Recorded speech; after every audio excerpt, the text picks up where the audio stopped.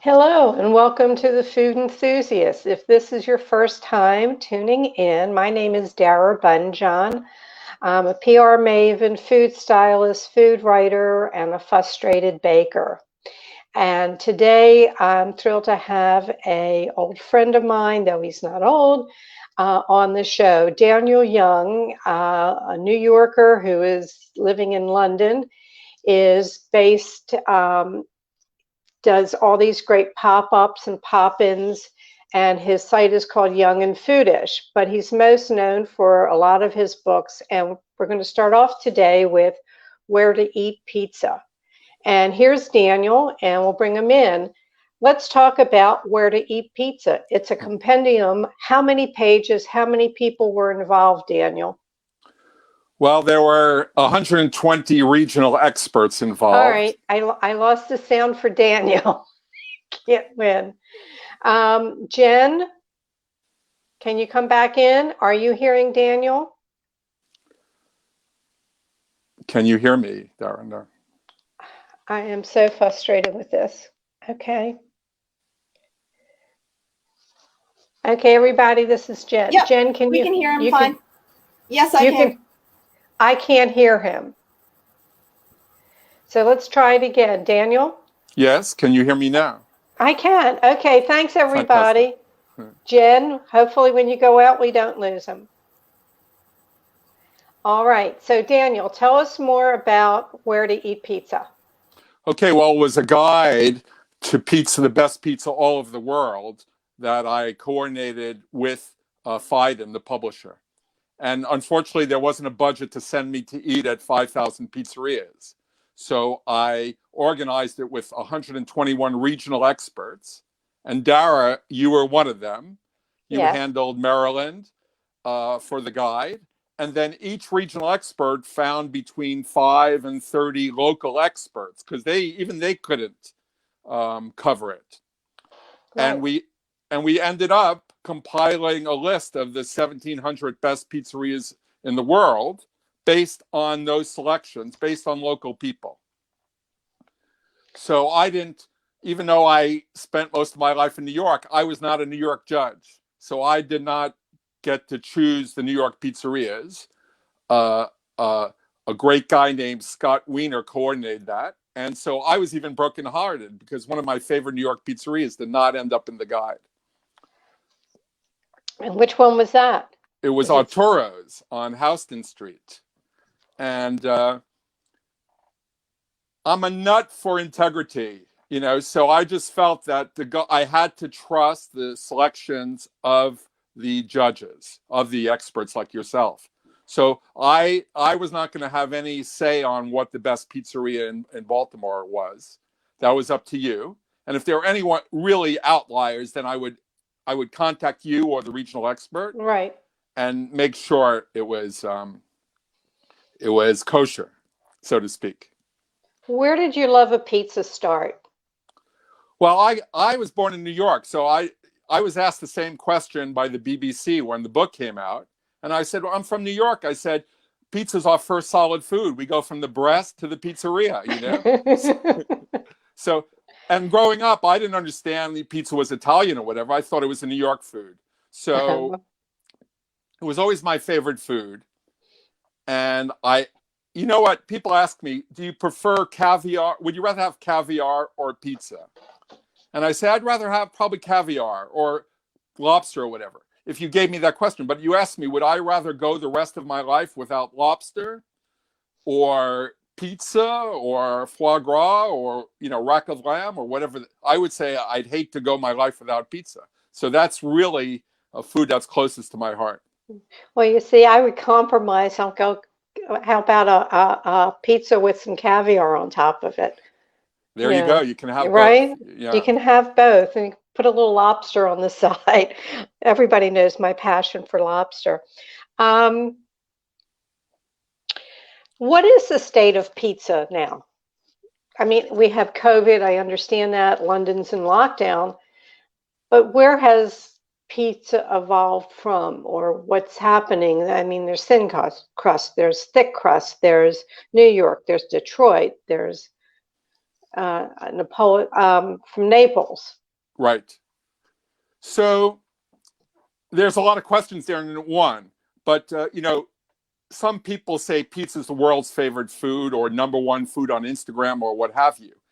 But it's not trendy in the sense people were eating tons of pizza 10 years ago, and they'll be eating just as much, not more, not less than 10 years. What I think's changed is the quality of the pizza and the quality of ingredients. So you might love a pizzeria that's been in Baltimore for 50 years, or I might love one in New York, but actually, the pizzeria is using much higher quality ingredients now than what we knew 20, 40, 50 years ago. So, when Neapolitan immigrants first came to the US and when they came to New York and New Haven, and I don't know, are they Neapolitans in Little Italy in Baltimore? Are they Sicilians? It's a mix. But I think like Gino Troia here in Baltimore, the Troia family's Neapolitan, but we have Sicilian Cafe Gia. Right. So when those immigrants came, though, they weren't necessarily pizza bakers, okay? And also, they didn't have access to the ingredients they had back home. So they really adapted pizza for New York or Baltimore, what they could get their hands on. So they didn't have pizza ovens. They had bread ovens. And they didn't have pizza flour. They had bread flour. Basil was a very rare ingredient, 100 years ago. So they used dry oregano. So kind of Neapolitan pizza evolved. And with the different ovens and ingredients, it became much crisper and much drier and thinner. Right. And large pies rather than individual pies. It became a sharing thing rather than one, a Neapolitan wants one pizza to him or herself. Sharing is just not allowed. My family in New York, if you didn't share, you'd be out of the family. So I'm serious. The sharing is part of the action for us. So you're asking which style is best, and if you grow up on one style, like if you grow up on your mother's matzo ball soup, hers is the best. You can't argue. So if you grew up on Squire's or pizza, that's the best to you. That's okay. I can't argue with that. That's like a memory food to you. Right. Well, I'm sorry. No, you said matzo ball. I wrote this story called The Matzo Ball Theory of Restaurant Review, and it was the same concept. If you grew up on this, then this is your benchmark for all others. Exactly. That shortened a long story. But so when I grew up on New York pizza, so I swore that it had to be thin crusted and crisp and dry because that's what I loved. And New York is a great pizza town. And when I went to Naples for the first time, I was shocked. The pizza was kind of soggy and bendy and soft and impossible to hold. And I didn't like it. I said, this is pizza. This is Neapolitan pizza. I was really disappointed. But sometimes this applies to all food. It applies to bagels because I thought New York bagels were the best until I moved to Montreal.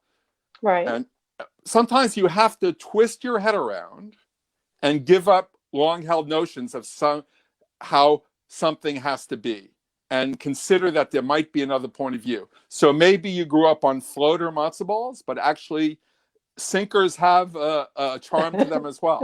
So I really like good pizza. I like most styles. I'm not so hip on Chicago deep dish because I find it very heavy. In fact, for me, all great pizza has one thing in common. The crust is airy and it's light. And all bad pizza has one thing in common. It's heavy, stodgy, and weighs you down. It's an anchor. It takes you about 3 days to digest.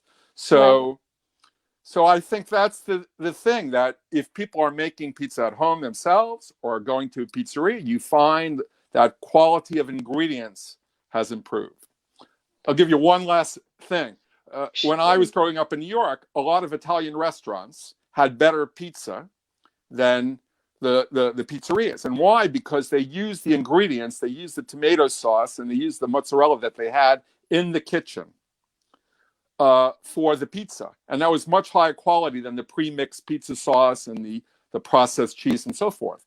And that became like California cuisine, where Spago, California Pizza Kitchen, now Right. Pisana, they exploited the pasta station to come up with ingredients, not just tomato and cheese, but also the prosciutto or the roasted vegetables, and that's a hallmark now, that ingredients are really important.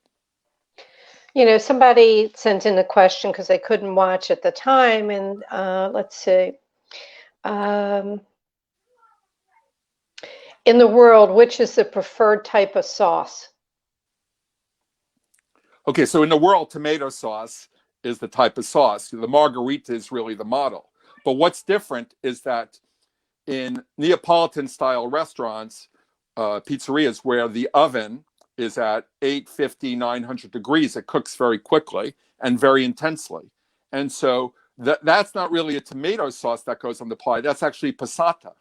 That's really raw crushed tomatoes that they might be slightly cooked in the canning process, but there's not a sauce.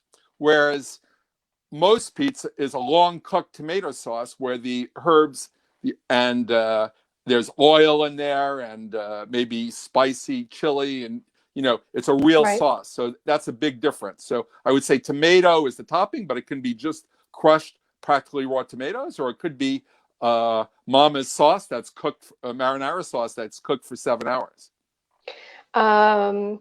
We're talking about Naples, and I don't know how soon you can get into it, but people, you can find Daniel. All social media's webpage is Young and Foodish.com or Young and Foodish, Twitter, YouTube, Instagram. You can find everything that Daniel's doing. Prior to COVID, he did pizza tours in Naples, and he created the London Pizza Festival, and that was going for 5 years. Past Dan told me that they did an online this year.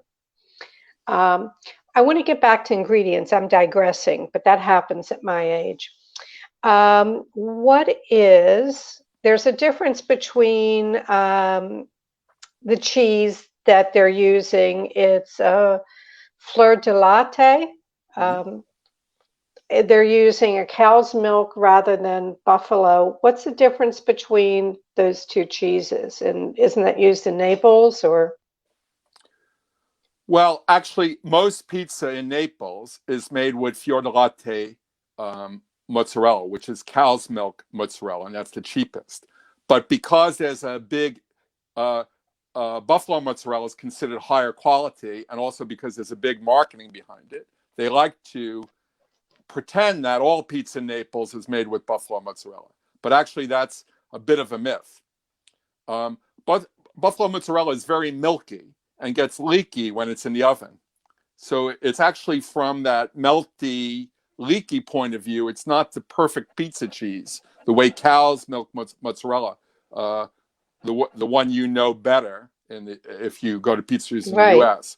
But buffalo mozzarella has more taste, kind of more of an earthy, grassy taste that comes from the buffaloes, the female buffaloes, obviously, the dairy buffaloes. So I wouldn't say one is better than another. I think they're different experiences.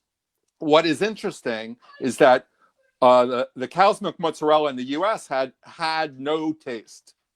It was very bland. It should really taste. And so a lot of the pizzerias added Romano cheese or grated Romano or grated Parmigiano Reggiano or grated Parmesan, ubiquitous, just to give a flavor to the cheese, a top note to the cheese. So the mozzarella in the US, most of it was not great. It became a texture. We loved it because we could stretch it or play with it, or it would leak grease. And then that top note of cheese or pepperoni would give it a flavor. Right.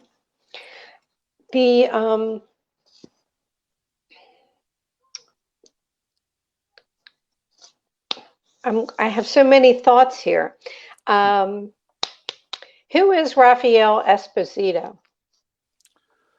Okay, so that's a great question. So Raphael Esposito is the pizza maker credited with inventing the margherita pizza.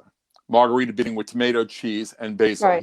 He was a very famous um, pizza maker in Naples. And Queen Margherita was visiting Naples or living outside in the palace also, and he supposedly made a special pizza for her of the colors of the recently united Italy, the red, green, and white. And that was the Margherita, and he named it after her. So that was a shrewd piece of marketing on his behalf. He changed pizza history, supposedly, and a classic that has never been bettered, in my point of view. The only problem with this story is it's proven not to be true. It's a complete myth. Okay. Because it's been proven that the Margherita pre-existed Raphael Esposito, and there are other things about the story and how it came about. But if you judge a story not by the validity, but by the quality of the story, then let's give him credit. Okay, we'll give him credit. Where, in doing where to, get pizza in your compendium, what was the oddest place you found pizza? Well, we found good Yeah. pizza in Vietnam. We found, good pizza in Saudi Arabia. We found good pizza in Maryland. That's a joke there. I got it. I can take a joke occasionally. Somebody's asking, okay, what is the best flour to use when making pizza at home? And then they go, I found pizzeria cheese is better than what I can find in the supermarkets. Is there a special commercial blend that pizzerias get that's different? So that's sort of a two-parter. Okay, well, it's a great question.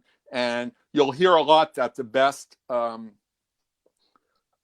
pizza flour is 00 flour. And that's Right. sort of a misnomer. 00 means it's blanched. It's all the germ, all the fiber has been taken out, and it's pure white flour.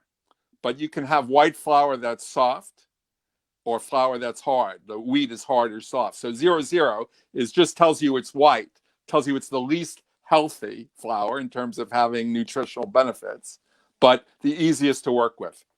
So you have to find a good pizza flour out there. And if you go like on Amazon, you can find Caputo, which is the flour of Naples, used by a lot of pizzerias there. You can find that on Amazon. So I'd recommend that.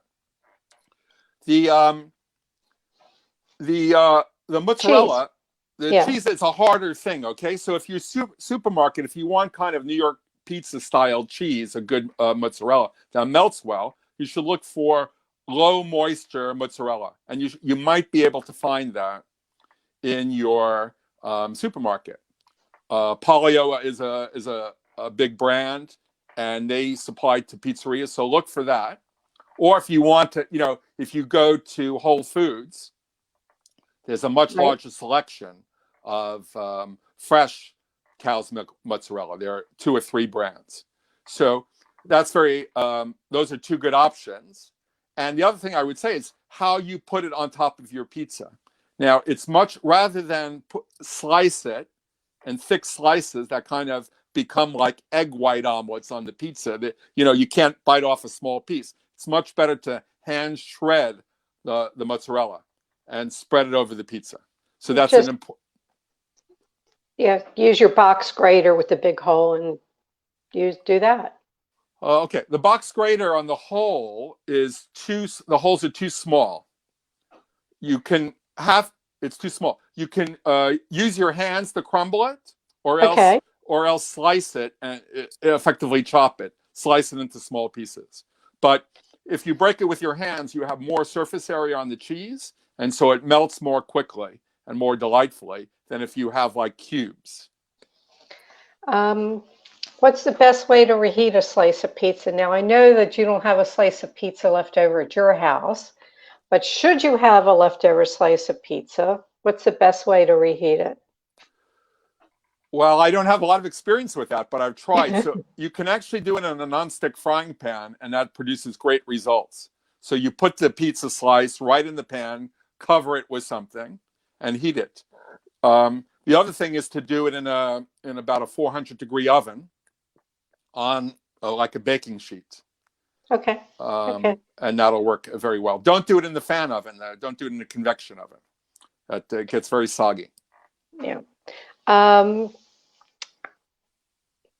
If there was one thing to talk about on pizza, what do you think is, somebody asked about a dessert pizza. Is there such a thing as a good dessert pizza? What about pineapple on pizza?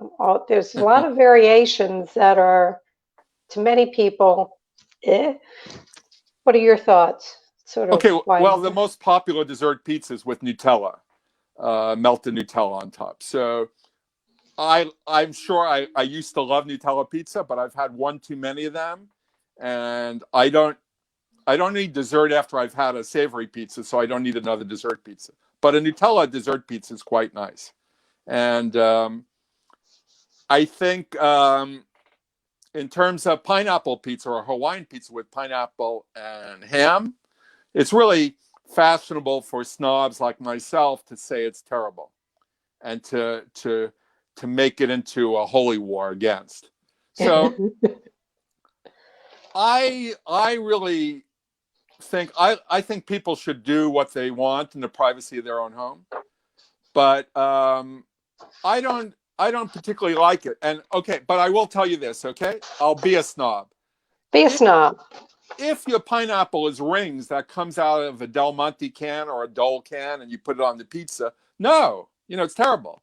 But if you're going to slice fresh pineapple and roast it so you have kind of like a pineapple carpaccio and do it with a nice ham or whatever, it's going to be delightful. So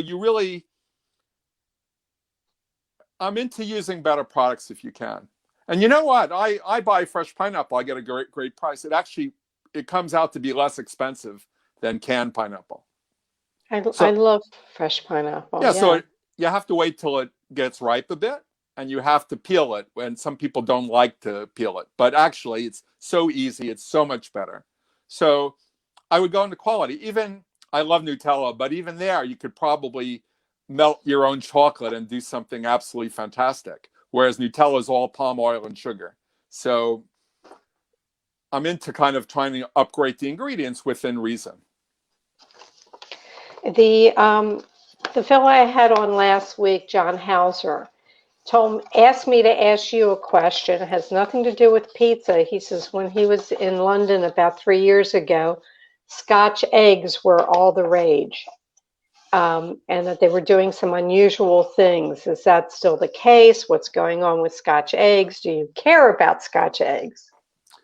Okay, so Scotch eggs are all the rage, and particularly kind of gourmet ones or artisan ones. But the big news, can you hear me, Dara? Yes, I can hear you. So the big news was that when we've had a series of lockdowns, pubs had to close unless they were pub restaurants, pubs that serve food.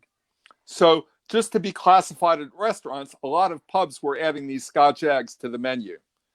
Or buying Scotch eggs. So just by having a few Scotch eggs on the counter, that made them a restaurant.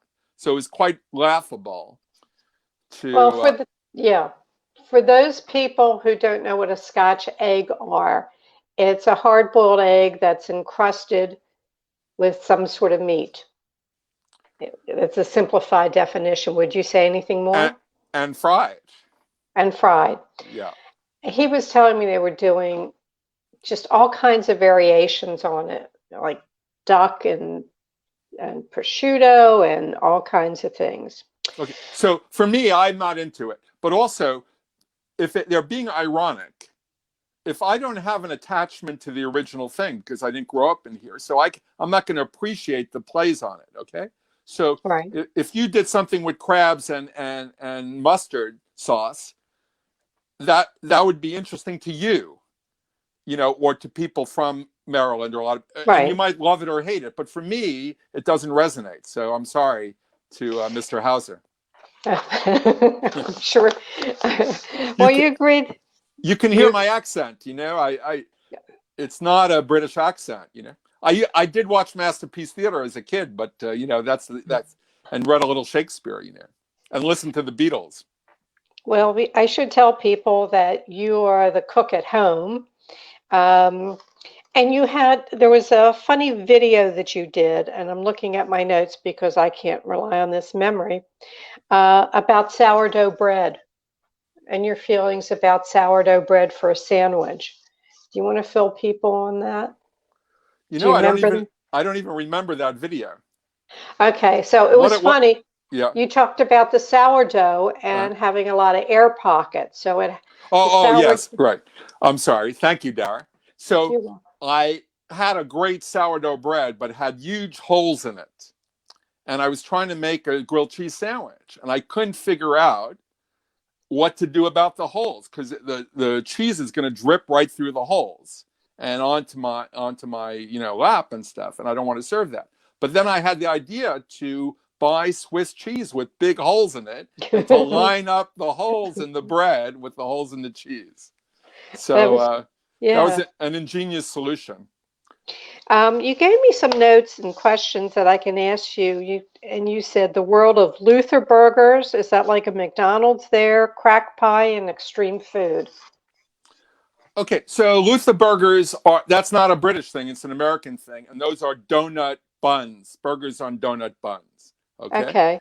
And crack pie. So there's this whole thing of extreme food that's great for Instagram and very good for clicks and viral, and the creativity and is amazing. But I'm too old for that. I'm to really get into those things. I'm really, I'm the boring reverse. Okay. My favorite pizzeria is the Margarita Pizzeria. A good thing of roast chicken doesn't need 50 toppings and ingredients. I love to see cacio and pepe being popular now because I love simple things. I love cheesecake without fruit on it. So I love rice pudding without toppings. So I'm into all food where I say they're into simplicity. So I'm kind of plain vanilla on a lot of things. And I believe that a pizza is only as good as the crust, no matter what you do to it. And a burger is only as good as the patty, whatever you put on it. So the rest is subterfuge, So if you have a lousy hot dog, by all means load it up because you don't want any part of tasting that thing, Oscar Mayer or whatever it is, Whereas if you have a beautiful tube steak of a hot dog, maybe some mustard and kraut or keep it simple. Yeah. So this idea that you're the coolest, crack pie, okay, ingenious name. But I What is know, it? oh, it's by Milk Bar and David Chang and Oh, okay. okay, but it's an ingenious name, and we call everything crack or whatever. And pretty soon we'll be having crystal meth muffins. Well, those things are those are addictions that destroy lives and families. So if I created a fantastic pie, I would not want to name it after crystal meth or whatever. But Right. there is a contest who could be more outrageous than the next person. And so a lot of what I see on Instagram, I compare to Turkish mud wrestling. I like to watch, but I'll never partake. Okay. Okay. Um, you're saying that there's an international rise of interest on babka, morning buns, cinnamon buns. Did you misspell this? Special loos and coffee Oh, cake. I should tell people that you okay. did a coffee book. Right. So speculus is a spice cookie, like a ginger spice cookie from Oh, Belgium and okay. Holland. But I grew up, my grandfather was a Polish Jewish baker. And he would send us home with all these coffee cakes, Danish and sponge cake and marble cake, babka and all this. And me being the stupid American kid, I wanted like birthday cake and fudge and layers and all this, all this sweet, the crack pie of that age. That's what I wanted. But and I didn't want those coffee cakes, and now I love those coffee cakes. And the world is falling in love with these coffee cakes. So babka, which is an ethnic food, has grown to the point where, like bagels, people don't even acknowledge that it has a Jewish past or from Poland, from Polish Jewry. It's become an everything food. And And so I celebrate that coffee cakes have made a comeback and are finding this following. So, for example, I had a neighbor, a local bakery, who was doing cardamom babka muffins.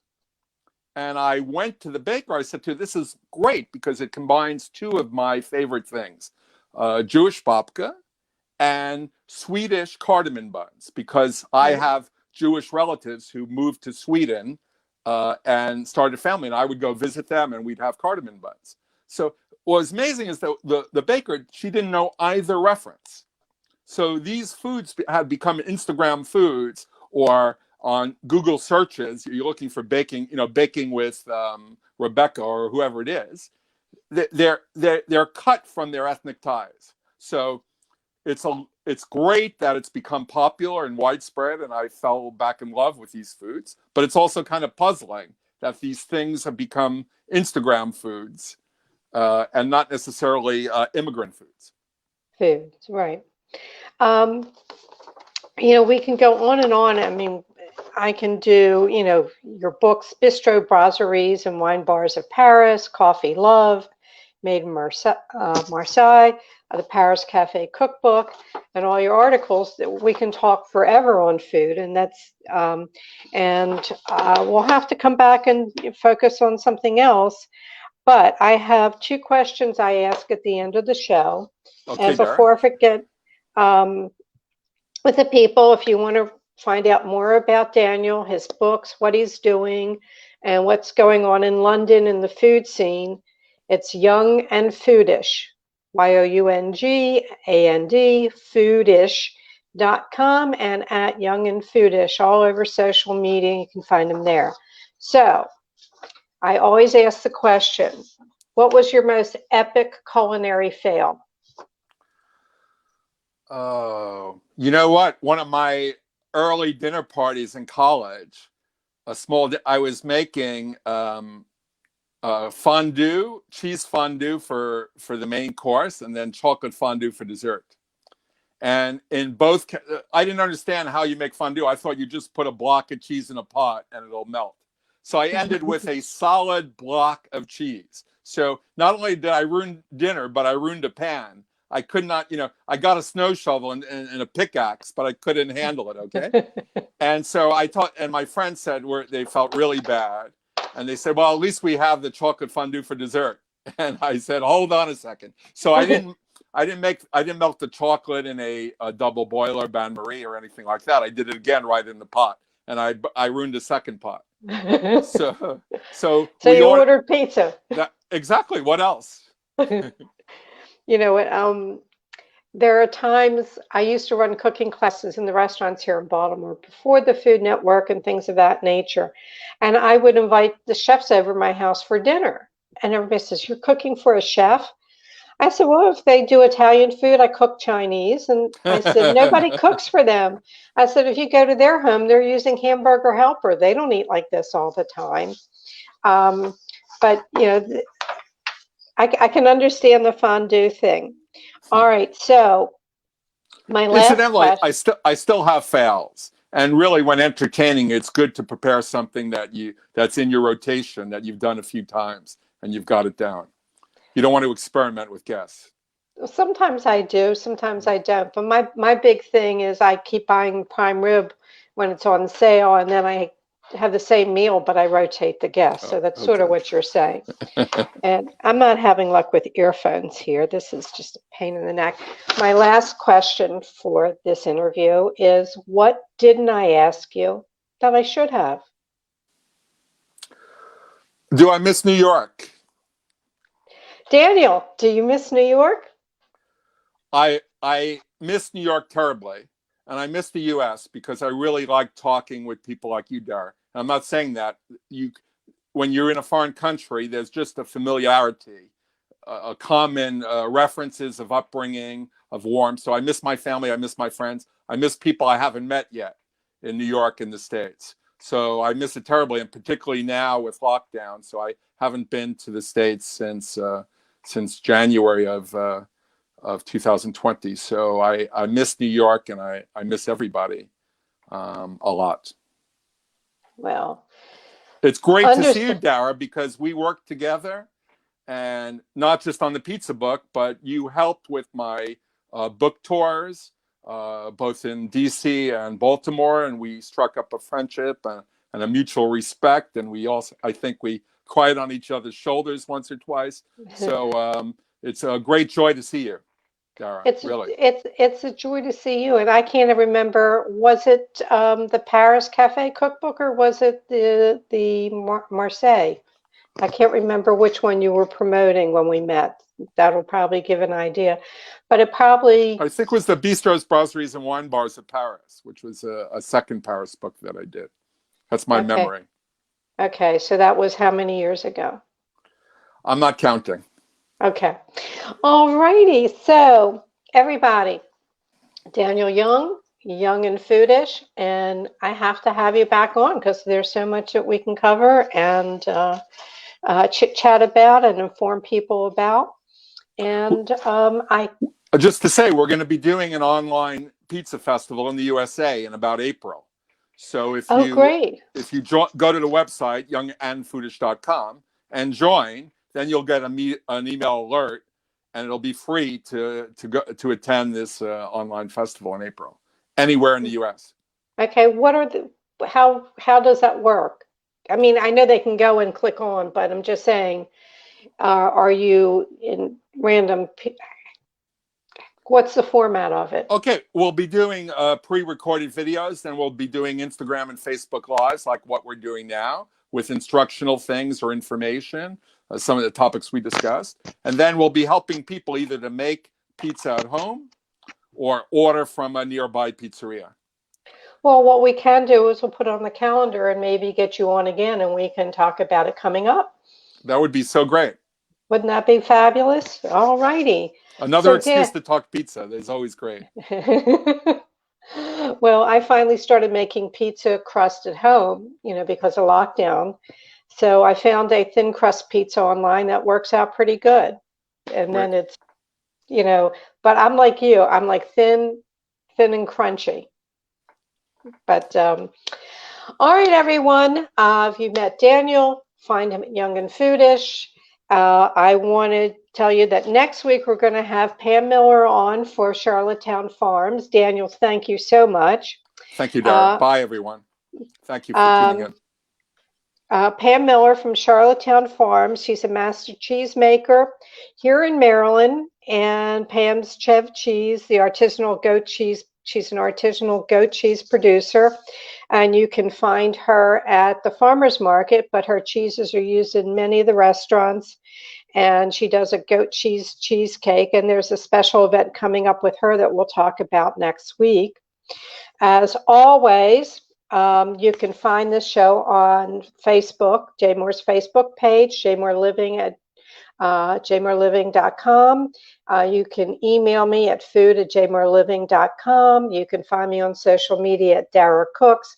We love it when you share the show and help people enjoy the show. I thought Daniel was a great guest and fun to talk about pizza.